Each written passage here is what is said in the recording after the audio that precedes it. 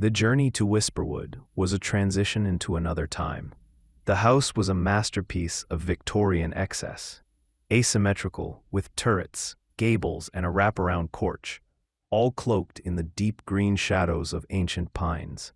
It was both beautiful and vaguely unsettling, like a face frozen mid-expression. Part 1.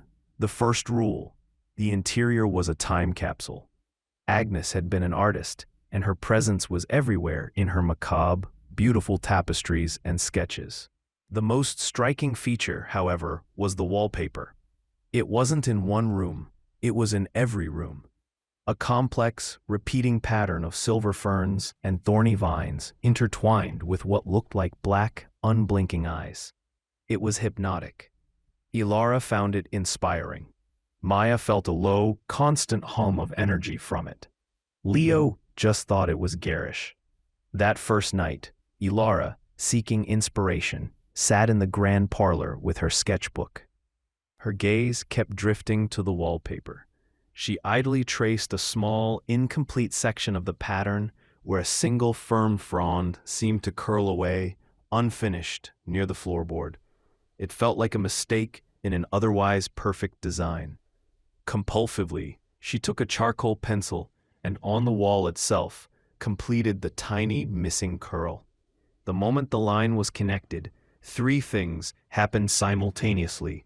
A deep, resonant thrum vibrated through the house. The air grew instantly colder, and from the hallway, they all heard the distinct, soft sound of a single footstep. Leo investigated, flashlight in hand, and found nothing. But he returned looking uneasy. I could have sworn I saw movement in the corner of my eye, like the pattern shifted. Part 2. The Unfolding. The next day, the atmosphere in Whisperwood had changed. The air was heavier, the silence more profound. Ilara noticed the section of wallpaper she had fixed was now seamless, the charcoal line seemingly absorbed into the original print. Furthermore, the pattern itself seemed to have grown. New, intricate details had appeared overnight, spreading from her initial mark like a slow-motion inkblot. Maya, growing increasingly anxious, explored the attic. She found Agnes's private journals. They weren't the diaries of a gentle old woman. They were the chronicles of a custodian. Agnes wrote of the weave, a sentient, dimensional pattern that permeated the house, using the wallpaper as its canvas and interface with our world. The weave was neither good nor evil. It was a creator and a preserver, but it demanded order. A pattern, once started, must be finished. It was the fundamental law of this place. To leave a pattern incomplete was to create a wound in its reality, a void it sought to fill. And the material it used to fill these voids was the essence of whatever, or whoever, was inside the house. Agnes's final entry was a warning. I am tired. My hands are no longer steady. I have left a small flaw in the east parlor. I dare not finish it, for I know it will be my last. The weave is patient. It waits for a younger hand, a fresher eye. It waits for my blood. Ilara felt a cold dread wash over her. The small flaw was the one she had corrected. Part 3. The Emptiness That Hungers. That evening, the manifestations began. They weren't ghosts, but absences, ripples in reality where the weave was reknitting itself. A shadow in the hallway that had no source. A human-shaped distortion in the air, its surface crawling with the faint, shifting pattern of the wallpaper.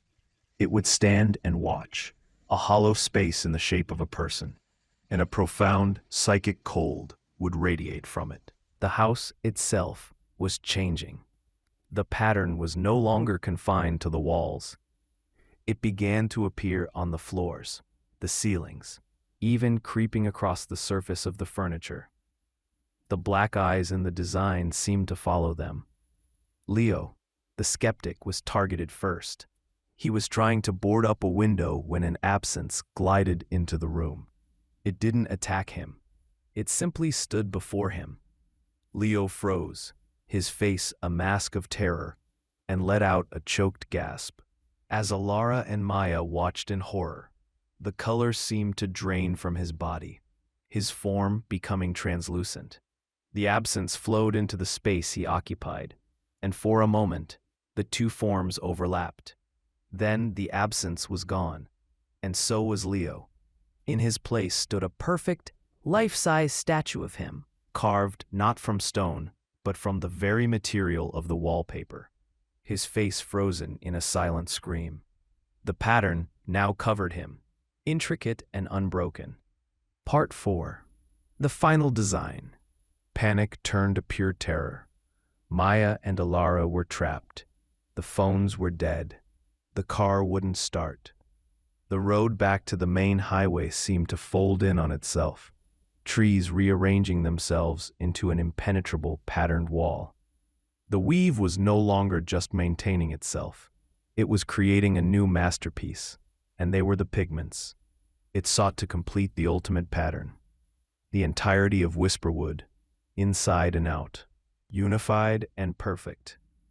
Maya, in a desperate attempt to break the weave's hold, tried to destroy the wallpaper. She tore at it with her hands, screaming. But for every strip she ripped away, the pattern regrew instantly beneath it, richer and more detailed than before. An absence appeared behind her.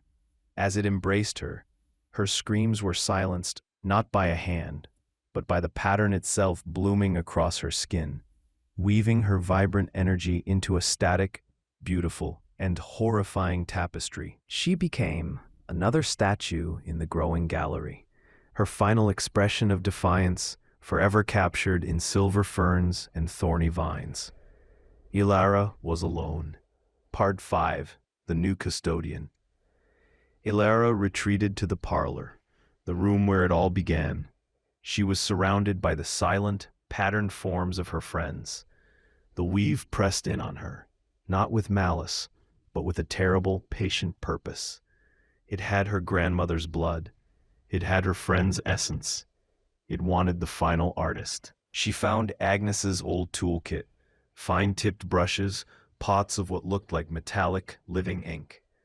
The weave was offering her a choice: become a victim and be consumed into the pattern, or become its new instrument, its custodian. In the heart of the parlor she saw it. The final, central motif of the grand design was incomplete. It was a blank space, shaped roughly like a human heart.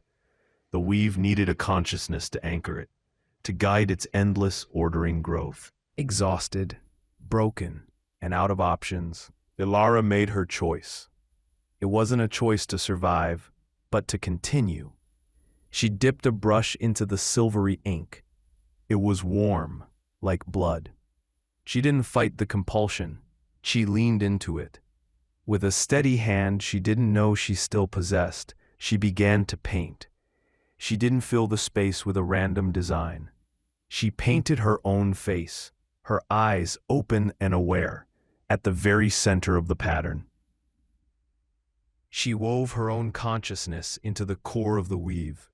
A final, powerful vibration shook the house, then settled into a deep, contented hum. The pattern across every surface flared with a soft, internal light, then settled, perfect and complete. Epilogue: The House That Dreams. A year later, a park ranger investigating reports of strange lights finds Whisperwood. It is breathtaking. The entire exterior of the house is now covered in a magnificent silvery mural of ferns, vines, and watchful eyes, so detailed it seems alive. Peering through a window, the ranger sees the stunning interior, every surface a seamless work of art. In the parlor, he sees 3 remarkably lifelike statues, 2 young women and a man, their faces captured with an artist's genius. And in the center of the wall, a portrait of a young woman with piercing, intelligent eyes that seemed to follow him. He could swear, just for a second, that she blinked. He leaves, unnerved, but attributing it to a trick of the light. He doesn't notice that the path behind him has already shifted, the trees closing ranks, hiding the house once more. Inside, Ilara is neither dead nor alive. She is the house, She feels the wind in the pines, the growth of the moss on her roof. She spends eternity maintaining the pattern, preserving the beautiful, terrible order of her domain. And in the deep, quiet hours of the night, she dreams of new designs, patiently waiting for the next curious soul, the next potential custodian, to find their way to her door and pick up a brush. The pattern, after all, is never truly finished. It simply awaits its next iteration. Prologue. The gift. When Alara's beloved eccentric grandmother, Agnes, passed away, the inheritance was unusual. Alara, a graphic designer in her late 20s, burdened by city life and creative burnout, didn't receive money or jewelry. She received a deed to Whisperwood, a secluded, sprawling Victorian house deep in the Adirondack woods, and a single cryptic letter. My dearest Alara, I leave you my sanctuary. It has been my muse and my keeper. The walls have stories. Listen to them. But remember, a pattern, once started, must be finished. It is the first rule of the house. All my love, Agnes. Intrigued and desperate for a change, Alara convinced her two closest friends to join her for a month-long creative retreat. There was Leo, a pragmatic history teacher and her rock since college, and Maya, a vibrant, spiritually inclined artist who believed in energy and omens.